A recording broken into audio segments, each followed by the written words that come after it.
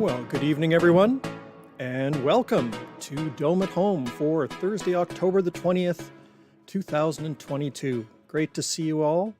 My name's Scott Young. I'll be your host this evening, broadcasting from here in Treaty 1 territory, Winnipeg, Manitoba, Canada. The Manitoba Museum's Planetarium is, of course, our host institution for this program, and we're here the first and third Thursday of every month. And so here we are. Thanks for joining us. Lots of folks getting some interesting comments here. Lots of folks in chat. Nice to see everybody joining in. Somebody's having trouble getting visual. Linda, I'm not sure. It looks like I'm broadcasting out and it's showing up in the monitor. So it may be on your end, or it may just be one of those weird internet kind of things that occasionally happens. Yeah, it looks like we're broadcasting. Okay, so hopefully that resolves. If not, you can always watch us on YouTube after the fact, and I guess Facebook keeps it around as well, so you can join us there.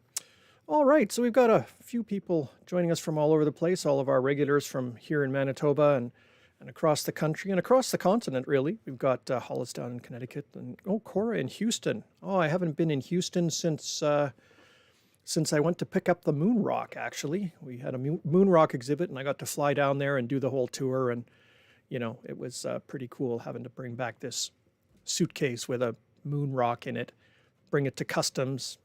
There isn't a category for moon rocks in the customs form when you're coming through. They had no idea what to do. Anyway, nice to see you. Thanks for joining us. Okay, we'll be checking in tonight with the fall constellations and talking about constellations in general, sort of what they are, what the point of them is, and how you can use them or not use them to understand the sky. So we're going to look at the constellations both in the sky and in our imaginations. To start off, though, I'd like to share some news in case you didn't get a chance to see earlier. Dome at Home won an award. We're very proud to have won the Best Program Award from the Canadian Association of Science Centres. That's the national organization that deals with all the science centers, science museums, zoos, aquariums, planetariums all around the country. And there were a number of nominations in different categories of budget, essentially. And so they realized a few years ago it isn't fair to put, someone in a small museum up against a program that has millions of dollars of funding in a big city. So it used to be based on the institution size. Then this last couple of years, they've based it on the program size, because you might work for a big institution, but you might not have a big budget for your program. Anyway, long and the short of it, we won an award. And it's mostly due to you, because quite frankly, I took stuff from the chats, I took stuff from the emails that I've received and the mail and the pictures and stuff like that. Rowan, I sent in some of your pictures too, and they loved the fact that you had drawn some great pictures and things like that. Lander, I think I sent in video of you and doing the moon landing or the Mars landing thing back last year, and that was the kind of stuff that made the award go through, because it was the impact that the program has on individual people and how people have taken it into their lives. It's not just something that people sort of do and then disappear and don't think about it again until the buzzer goes off for the next show. But people are actually sort of incorporating it into your lives. And we're really thrilled with that. That's kind of the point. And we're glad that it seems to be working. And it was nice to get a little bit of recognition. Now, the first picture, and this threw me too. This is the official picture they sent me the next day that I could use on social media. But we did a screen capture during the Zoom Awards banquet, and it at the top it said 50K winner, and it looked like we won $50,000. No, it was less than 50K winner. So we were in the less than $50,000 budget category. So unfortunately, we did not win $50,000. My boss texted me right away. He's like, "Did we win money?" No, alas not. But still a wonderful recognition, and thank you to all of you, and of course all of the team here at the museum that puts the show together. Everybody from, you remember Mike, who was doing our moderation and producing for the first couple of seasons. Right now, Rebecca is doing our promotion. My boss, Rachel, is sort of supporting the program, and all of our staff are, involved in some way or another, even if it's just sort of inspiring content. So when that little trophy shows up, we'll send you a picture, and you can share in the award, because it really does belong to the whole Dome at Home family. All right, let us move on to some actual content. We're going to start off with, I guess, some of the upcoming news, Sky News and things like that. We have, lots of great comments flowing into the chat there. Thank you very much. It is gratifying to be able to do this. So, okay, the month of October has been ups and downs. Usually it's quite cloudy, but we've had some nice clear skies. There's some warmer weather still coming. I don't know if that'll come with clear skies or not, but if it clears up tonight or tomorrow morning, we actually have an event going on. The Orionid meteor shower is peaking right about now. Actually, tomorrow before dawn will be the peak. Now, the Orionid meteor shower is not a major meteor shower. It produces 10 or 20 meteors an hour, so it's not really even worthy of the name shower necessarily. Very few meteor showers really are, but there's more meteors on that night than there is on a general night. The cool thing about the Orionids is that the pieces of dust that are burning up in the atmosphere that we see as those shooting stars, they come from Halley's Comet. Now, Halley's Comet is one of the most famous comets. It's a comet that goes around the Earth every 76 years or so. It was here back in 1986. That was something that I had a chance to see as a kid. Before that was 1910. I think, is it Alison Krauss that has a song, when Halley came to Jackson in 1910? Anyway. And then the next one is 2061. So if you're observing the sky right now and you didn't see it in 1986, you're kind of in between visibility periods, because 76 is a pretty decent lifespan for a human, and so there are people that are born and never get a chance to see Halley's Comet. So if your situation looks like it might be in that category, you can still see bits of it every year around October the 21st, because those little pieces of dust that are left behind by Halley's Comet, or Comet Halley, make their way into the Earth's atmosphere and burn up as the Orionid meteor shower. And so you can check those out. There's actually another meteor shower in the springtime that's also from Halley's Comet. So I think this will be, I don't know that I'd go out and stay up all night to watch it necessarily, unless I was going to be doing that anyway. But certainly it's not a bad idea to spend some time out. If you happen to get up early, spend some time out in the morning, tomorrow morning, and see if anything comes up. The meteors all radiate from the constellation Orion, hence the name, up in the top here, almost over into Gemini. So here's Betelgeuse over here. Here's the belt of Orion, and the meteors come from that area. But that doesn't mean you look there. You look all over the sky, because they could be basically going in any direction. So Orion is getting pretty high by about 4 in the morning. That's probably a decent time to check things out. Never convenient times, is it? Yeah, exactly. Well, you take what you can get. Besides the Orionid meteor shower, we are still enjoying the views of the planets that are visible in the evening sky. As darkness falls, just as it's starting to get dark, right now, basically, we have brilliant Jupiter way over there in the east-southeast, and much, much fainter Saturn. Both of these planets become visible quite early in the evening, and they're already up above the horizon haze. As the night goes on, as we sort of jump ahead to 8 o'clock and it gets darker, and then 9 o'clock, they actually sort of Saturn reaches its highest point right around 9 o'clock. It's due south. Oh, let me move that over a bit. It's due south. It's still not terribly high, but if you've got a clear south horizon, you should be able to see it. Now, Jupiter is already higher than Saturn, and it's just going to get higher as the night goes on. By about midnight, Jupiter is more than halfway up the sky in the south. Oh, just off the edge of the screen there. There we go. And it really is dominating the sky. I've seen all sorts of people have been watching it with everything from the unaided eye to binoculars to small telescopes, large telescopes. People have been sticking their cell phones into binoculars or just holding it up to their telescope or anything like that and getting some really amazing views. So very, very cool. And it is really still at its best, even though the end of September was theoretically the very best. It's still really, really good for the next couple of months. So Jupiter is still sort of stealing the show. And then as the night goes on, around 11 o'clock or so, our third bright planet comes up.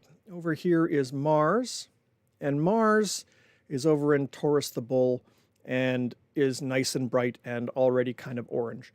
It's going to be getting better and better as fall goes on. Right towards the beginning of December is when it's at its best. So we're just sort of coming into good visibility for Mars. Unfortunately, with Mars, it's small enough that you do need a telescope to see any details. A pair of binoculars will help you see the orangey color of it. We call it the red planet. It's really kind of the pale orangey beige planet, but astronomers tend to exaggerate colors, I think. But binoculars will definitely help you see that color and pick it out, especially compared to some of these other nearby stars that are pretty white.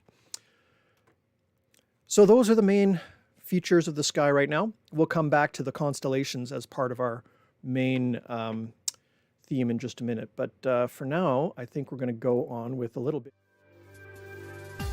Cool space stuff! Keep hitting the wrong button. Thanks to Phil and Fallon for the pointer on this one. I got an email from them pointing out this great story. It's this beautiful, this is an artist conception image of a burping black hole. And every article basically just uses the term burping black hole over and over and over again. They just can't get away from it. So black holes absorb or eat anything that gets too close to them, right? And astronomers monitor these black holes. We can't see the holes themselves, but we can see stars that are orbiting around them that suddenly disappear. And we can see stars that have been ripped apart and turned into gas that is orbiting at very, very high speeds. And those are actually very energetic kinds of things to watch. So we look at these black holes, and often what happens, a black hole eats a star, and then there's a burst of energy from the black hole. Basically, they're kind of messy eaters, and so the stuff that doesn't go right into the black hole sort of gets accelerated out by the magnetic fields, and you get this sort of burst of energy. And that usually happens sort of right after. Well, this article that just came out in the the Astrophysical Journal last week basically shows a black hole that ate a star 3 years ago and is only burping now. And that's kind of unusual. That kind of time frame is very unusual. Nobody knows why it's going on. And the burp is a very big one. The material is getting burped out of the black hole at half the speed of light, which is incredibly fast. So that's what, 150,000 kilometers per second. Per second, not per hour. That's incredible speeds. And so that kind of just the friction of those particles hitting each other is generating huge amounts of energy that we can see, and that's basically what's being detected. So another thing about black holes that sort of doesn't quite make sense, one of those things that, you know, we don't fully understand. They are for sure the most unusual objects that we know of in the universe. And they never cease to surprise us. So thanks a lot, Phil and Fallon, for that. I'm going to follow this story. I imagine there'll be some follow-up observations to sort of see if they can figure out exactly what's going on with that black hole. Okay, next up, the DART mission was awesome. We watched it live here, and we saw some results afterwards. The Italian Space Agency has now released the full sequence of their tiny little selfie sat that was following along behind DART, and it basically was taking pictures as it flew in just after the impact. So there you can see Didymus, the big asteroid, and then Dimorphos, the little one with the big splatter of it, all sorts of dust sprayed all over the place. And so the satellite basically flew up, and now it's, flown past it and is looking backwards, and you can see the sort of pattern of the dust there. The mission completely worked. They reduced the speed of the asteroid enough that it changed its orbit by about 30 minutes, and that's the first time that humanity has ever changed the trajectory of a celestial object before. That is pretty darn impressive.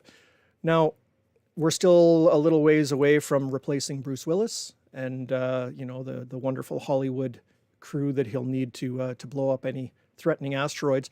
But this gives us hope that this kind of technology isn't really that complicated. Hitting the asteroid is hard, but building a rocket and building a spacecraft that's heavy is not hard. So this gives us a really useful tool to deal with any asteroids that we might discover on the way to Earth. And of course, the longer the better. So this reminded a lot of astronomers, hey, we got to start looking for more of those asteroids. I just love this little sequence though, because it really just, you can almost hear the swoosh as it goes whizzing by there. So it's really hard to write a headline about the planet Uranus without it sounding gross. So rings around Uranus is where we are here. The planet Uranus, kind of a mysterious planet. It's only really been seen up close once by the Voyager 2 probe, and nothing else has flown past it very close. And we've seen it, through the James Webb Space Telescope just a while ago and stuff like that. The rings of Uranus are unusual because they're very dark compared to Saturn's rings or even Jupiter's or Uranus's rings. All the gas giants have rings of some kind, but Uranus's are very dark, and they're very, very faint. They're very thin, so they're hard to see. Back 35 years ago or whatever it was, when the Voyager spacecraft went past Uranus, we didn't have all the cool Photoshop image processing technology that we have now. And so this just everyday guy who's interested went back to all the original images, which are all stored online. Anybody can access all of NASA's original images from the moon landings and the planetary probes and all sorts of stuff. And he just basically used the same kinds of stacking programs that amateur astronomers use today to make their nice sharp pictures of the planets. He just wanted to see if he could find any other stuff. And he discovered 3 new rings around Uranus. Just this guy in his basement with a computer. That's really cool. Now there was it was sort of a, not quite a random thing. He was actually looking to see if there were any images that might help explain an issue with one of the rings. Some of the rings of Uranus are so hard to see, especially at certain times of Uranus's orbit, that it's very difficult to study them. So he was hoping that maybe there were some great pictures that just had been missed back in the day. And he was right. So he's got these new rings, which are all named after Greek letters. So the new ring doesn't mean new. It means the letter nu, which is kind of like the N in Greek. Anyway, citizen science is still alive and well, even with all these amazing robotic telescopes and James Webb and stuff like that.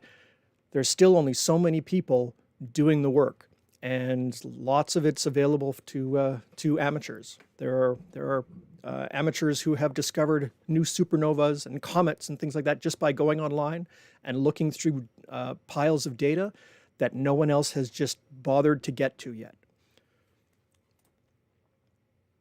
Okay, speaking of James Webb Space Telescope, the Eagle Nebula is one of the amazing pictures from the Hubble era. You might remember it as the Pillars of Creation. It was on the cover of like Time magazine and things like that. It was probably the most iconic Hubble image ever. Well, James Webb took the picture of it now and has basically blown Hubble's out of the water, as you would expect. It is a stunningly detailed image of what I would say is a pretty familiar landscape to people who have been looking at astronomy images for a while because of those Hubble images. It is really, really spectacularly detailed. Just amazing stuff. This is Yeah, it is. It is beautiful, Vivian. I'm thinking that this one will get printed out and put up on the wall or something.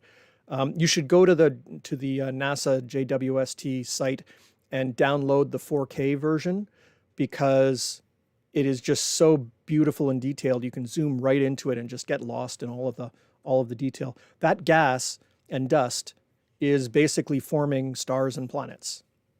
And it's kind of cool because you can actually see this object in a small telescope, even in binoculars.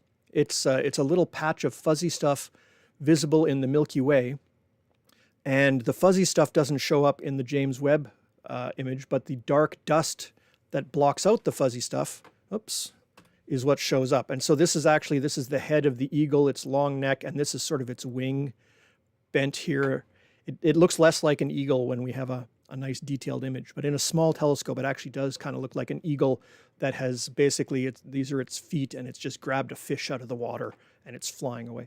M17, if you're looking on your star chart, that's the one to look for. It's a great object. It does look like a hand reaching out, actually. Yeah, there's all sorts, and actually I see here, this is the wizard's face. See, this is a big long nose. Those are his two big bushy eyebrows and his long beard here. It's Gandalf. We can see all sorts of things in images like this. So it's a great image. You should definitely check it out. All right.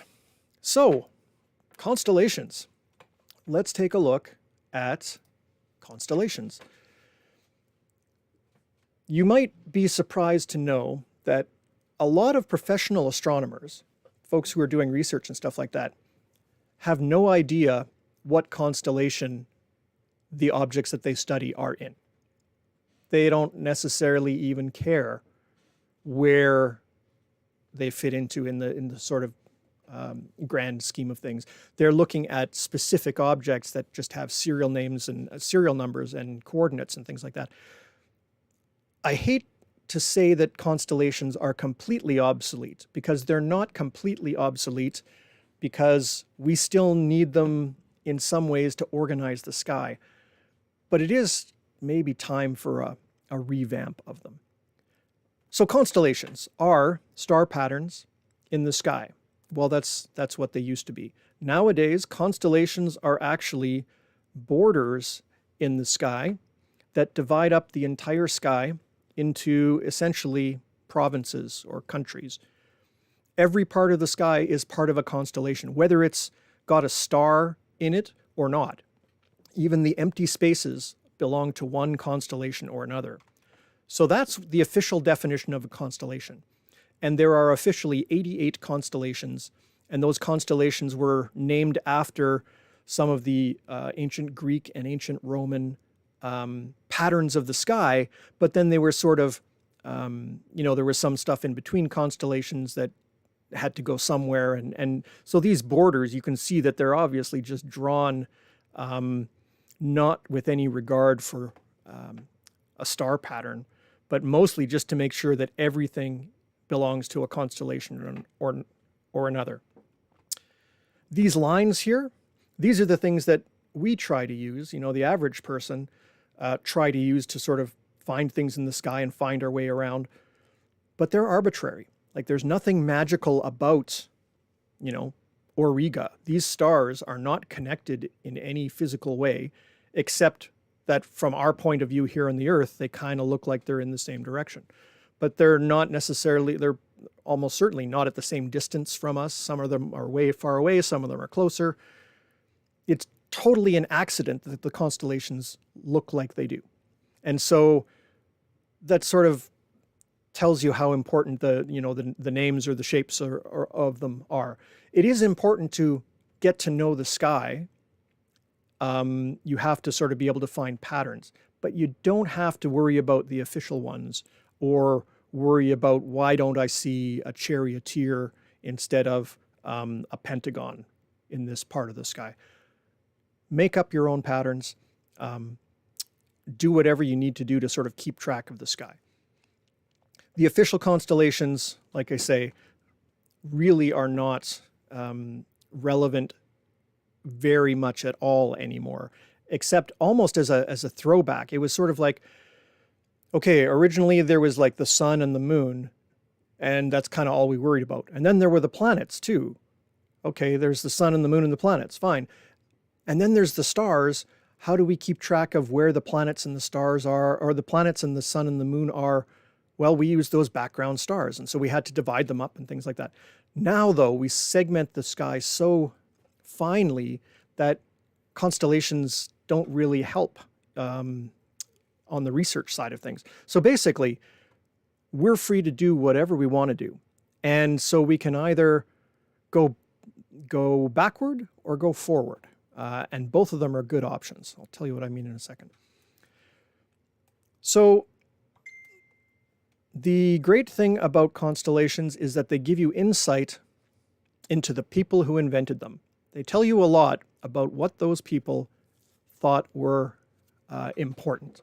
And so when we look at the Greek and Roman constellations, we see heroes and monsters and gods and goddesses and mythical beings and sea monsters and things like that.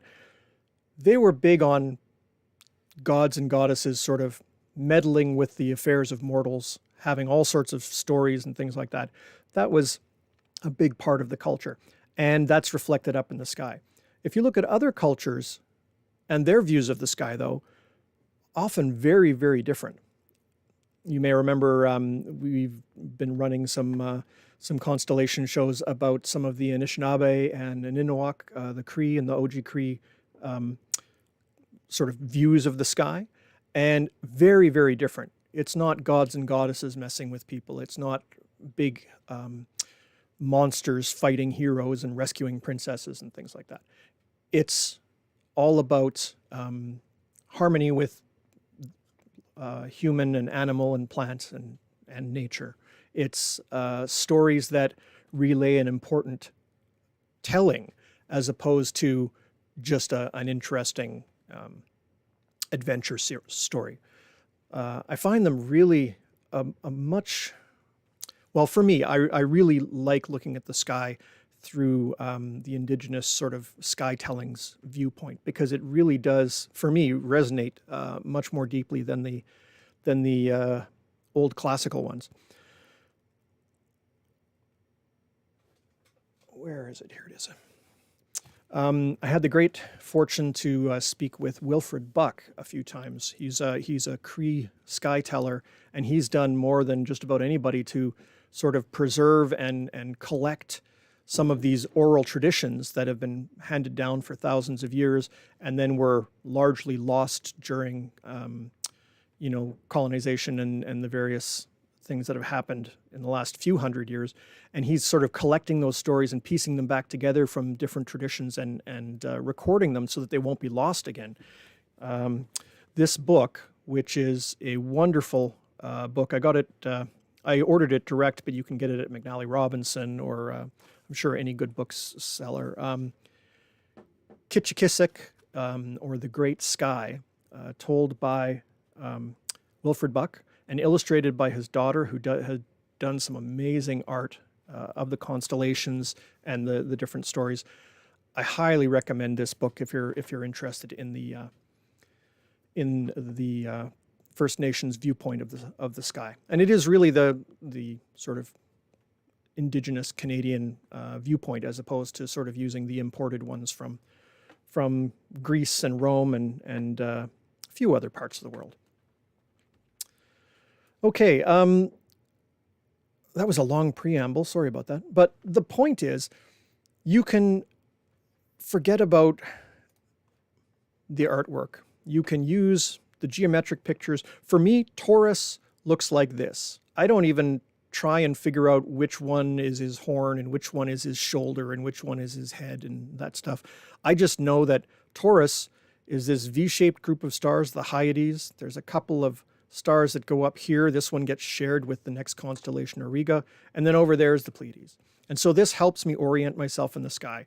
And I know kind of how Taurus fits in with other constellations nearby. For example, we'll just let the sky come up a little bit here. Taurus over here is fighting Orion the Hunter, and Orion has a shield raised to block the bull. That's, if you're using that as your story, that helps you remember which way Orion is facing and how it's close to Taurus the bull, I guess. But you can, like I say, you can use whatever system you like. I really think that the constellations kind of should not disappear, but we should stop trying to make people trying to find things like Lacerta the lizard or Camelopardus the giraffe. I've never found Camelopardus. It's like 4 super faint stars and it doesn't look like anything. Certainly doesn't look like a giraffe. I think we should keep the big ones like Orion and maybe the Zodiac ones or some of the brighter ones. And then the rest of them, we should just have a worldwide contest and just, we'll give everybody a blank star map and let people draw their own constellations, and then we'll vote. We'll just figure out which are the best ones to use. Actually, one of our planetarium staff people, Adriana Sedlak, was suggesting that we do basically just a big contest for constellation artwork, and then we could replace the ones in our Digistar in the Planetarium Theater. So if you're interested in making your own constellation, grab a star map from stellarium.org. You can either print one from online or you can download the software and print out a star map. I'll make one and I'll put it on the website, but it's not ready to go yet. And then you can basically connect the dots how you want and invent your own constellation. Send it in to us through the various ways that you can reach us, through social media or email. And when we get a few that we like, we're just going to put them into our Digistar planetarium system, and we'll just use those ones instead. So if you ever wanted to invent a constellation, there's how to get your name in the stars right there. We'll let you invent a constellation. Okay, let's go back to our sky here. Fall time is about the only time that I think of the Greek constellations very much at all. And the reason is because of a movie. I don't know how many of you have seen the movie Clash of the Titans. There was a version back in the 60s that was pretty cheesy. And then there was a remake just a few years ago, which was big budget special effects and pretty cheesy. But the story comes to us from the ancient Greeks, and all of the constellations or all of the characters in that story are actually visible in the fall time sky. So right now I've got the sky set. Oh, it's a little bit late. Let's just go back to, here we go, 9 o'clock. If you go to, you go outside tonight around 9 o'clock and you look almost straight up to the top of the sky, you'll see the W shape here of Queen Cassiopeia. The W, the 5 stars that looks kind of like a W, is pretty distinctive. At this time of the year, it goes high up into the sky, so it's pretty easy to spot even if you have a lot of buildings around. Queen Cassiopeia was one of the, I don't know if she's the protagonist or the antagonist. She's kind of a little bit of both, but she was the ruler of a country, and her husband, King Cepheus, who is right next to him. This is Cepheus, these 5 stars that look kind of like a baseball's home plate or something like that. That's King Cepheus. The two of them ruled this unnamed country, and they had a daughter named Andromeda, and Andromeda is actually right next to them in the sky. So this story sort of sets up a family, and those constellations are found near each other in the sky. So that's at least kind of useful. So Cassiopeia and Cepheus are ruling their country. Their beautiful daughter Andromeda is, getting ready to take on the next generation of royalty. It turns out, though, that Queen Cassiopeia is very vain. She's portrayed here looking into a mirror. And that's because she basically thought she was really all of that in a bag of chips. She thought she was very, very beautiful. In fact, she was more beautiful than any of the mortals on the earth. She was the most beautiful person in the whole world. I actually know a couple people that sort of share that kind of infatuation with their own their own appearance. But the point is, Queen Cassiopeia was not just full of herself, but she would boast, and she would always be putting other people down and building herself up as the most beautiful person. And one day she went a little bit too far. She boasted that she was even more beautiful than the nymphs of the sea. And the nymphs of the sea are divine beings that are the daughters of King Neptune. So Neptune is the king of the sea. If you've seen Littlest Mermaid or whatever, you know King Neptune with the trident and the whole deal. Not a terribly friendly guy, and he didn't take this very well. So he decided that he would send a giant sea monster to ravage Queen Cassiopeia's kingdom in punishment for her boasting. And the monster that he sent was Cetus, the sea monster. Now, Cetus is located a little ways away over in the watery part of the sky. Cetus is down here. It actually looks kind of like a whale, but in the story it was much, much more terrifying. And so Cetus starts ravaging the kingdom and eating villages and all that stuff. And the king and queen don't know what to do. They don't know how to appease Neptune. They go to their oracle, which is what you did at the time, I guess. And the oracle says the only way to appease the sea monster is to chain up your daughter Andromeda on the beach and let the sea monster eat her, which seems rather extreme. But they feel that they have no choice. And so they do that, and they chain up their daughter on the beach and basically are delivering her to Cetus the sea monster. Don't worry, though, because, like always happens in these stories, just coincidentally flying by is a flying horse. Pegasus, the flying horse. Here's Pegasus. The square of Pegasus is the only part of the things we can really see.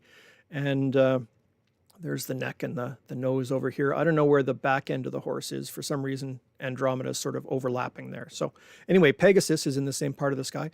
Pegasus is flying by, and riding on Pegasus is the hero Perseus right over here. And Perseus has just come from slaying the Medusa, who I'm sure you've heard of. The Medusa was the woman with snakes for hair that was cursed to turn to stone anyone that looked at her. So Perseus managed to use his shield, which was very shiny. He used that as a mirror, and he managed to basically defeat her.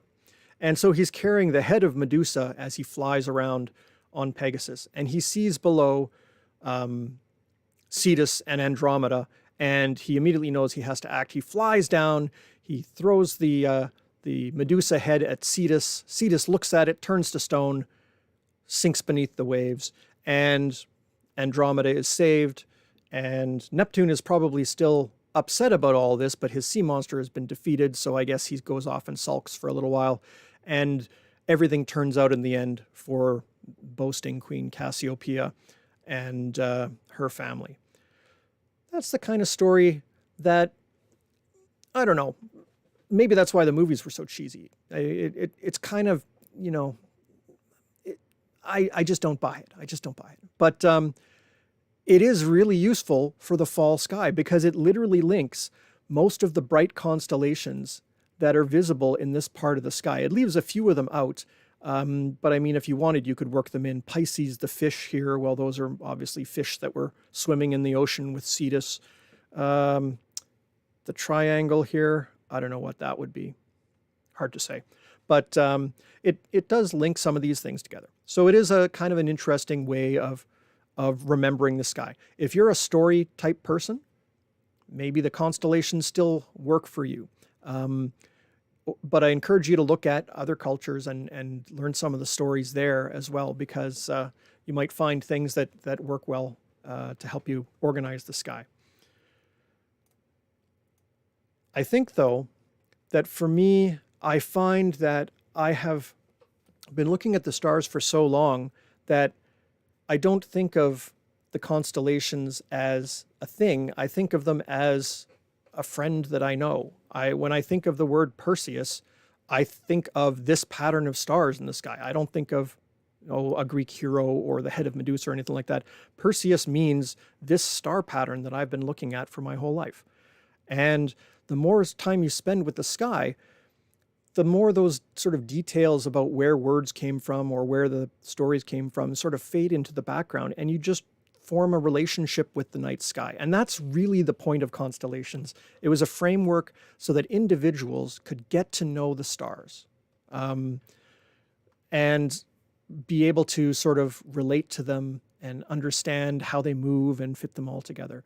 And that's really what it's all about. So I encourage you to spend time under the stars, and look at the constellations, look at individual stars. There are some cultures that didn't really make constellations, but named individual stars.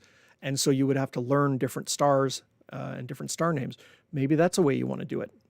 That actually works pretty well inside the city, where you can't maybe see the fainter stars of a constellation, but you can see, the brighter stars. So learning the names of some of the bright stars like Capella over here, or way over here, we still have the summer triangle visible kind of relatively high in the evening. So we've got Deneb over here and Vega and Altair. Maybe that's a way that you want to get to know the stars.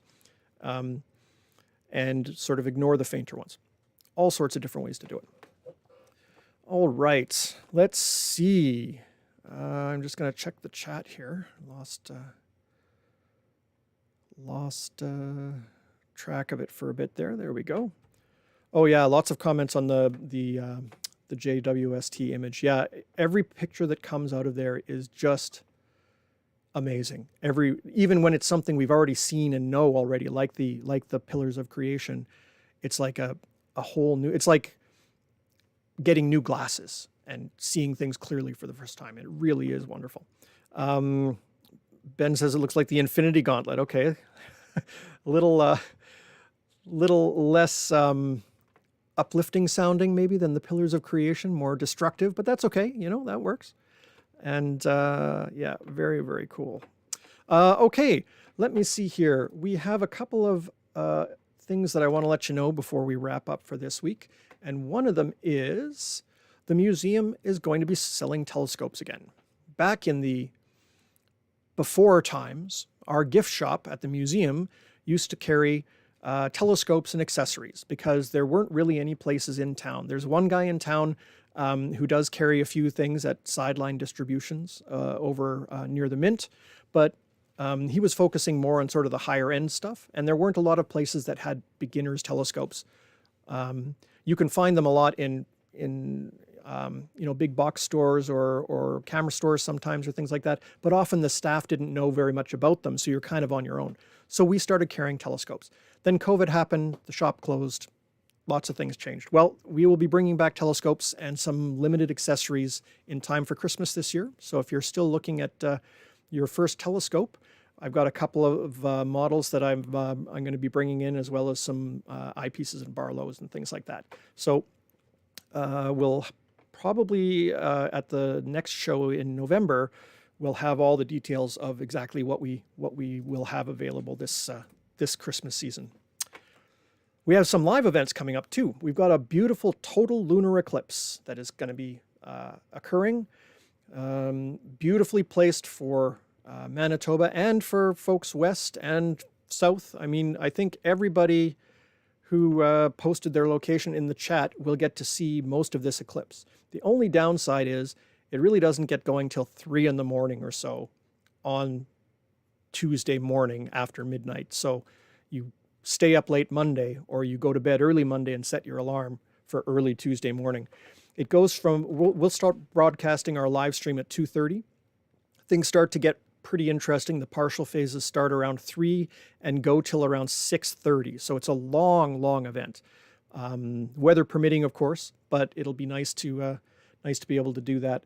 And we may actually try and do a live stream from a place like Assiniboine Park, so that if people actually want to come out in person, you would be able to come out and view it with us in person as well. So that'll be kind of nice to be able to do that. Let's see.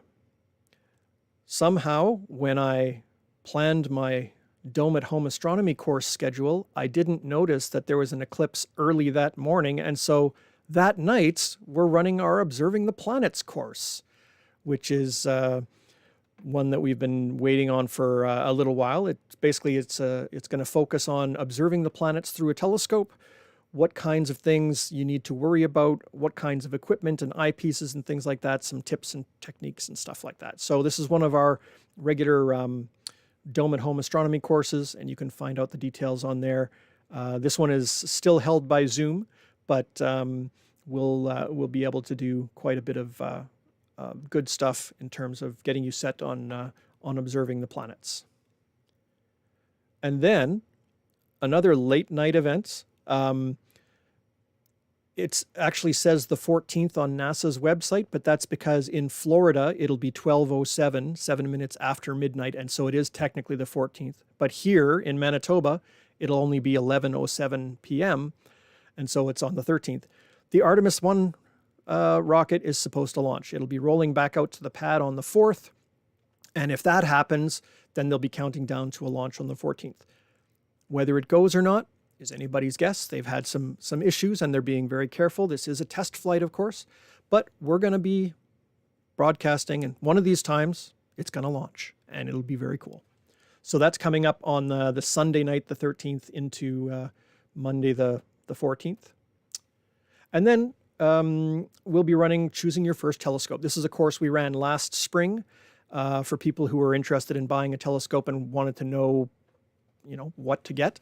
And so that'll be running again. Basically, it's the same course. So if you took it in the spring, you probably don't need to take it unless you've forgotten it all and want to take it again. You're welcome to, of course. So all the details are on our website, manitobamuseum.ca.